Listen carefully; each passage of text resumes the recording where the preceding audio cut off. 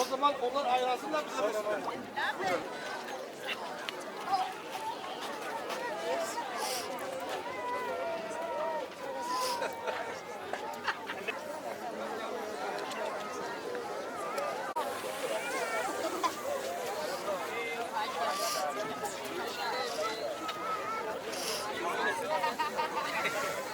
Hadi bismillah.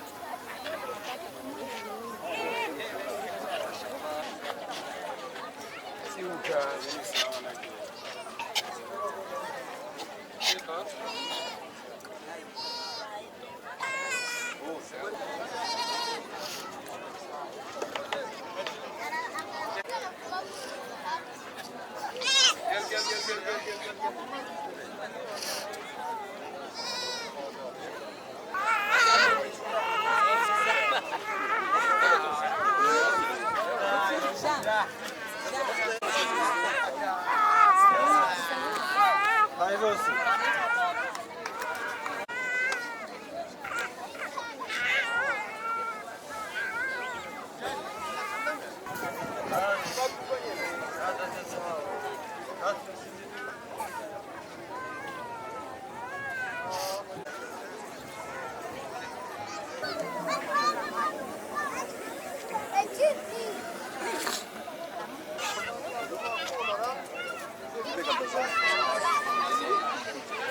Yardım Vakfı olarak Zeliha Yavcı ve Ziyarettin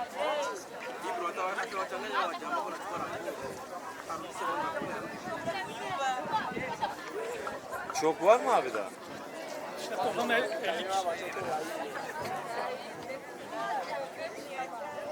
Abi Almanya'ya gelecek ay. Geçen sene biz 200 kişi. Yine bu belediye başkanı.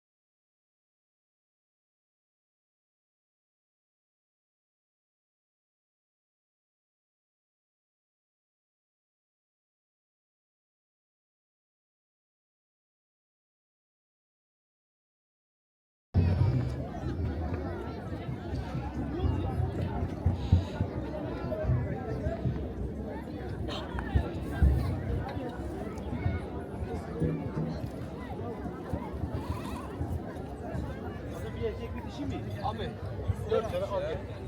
Sen işi sen karıştırma sana. Şimdi adamı hep bir şey yapacaklar. Hep şey yap, getir gel.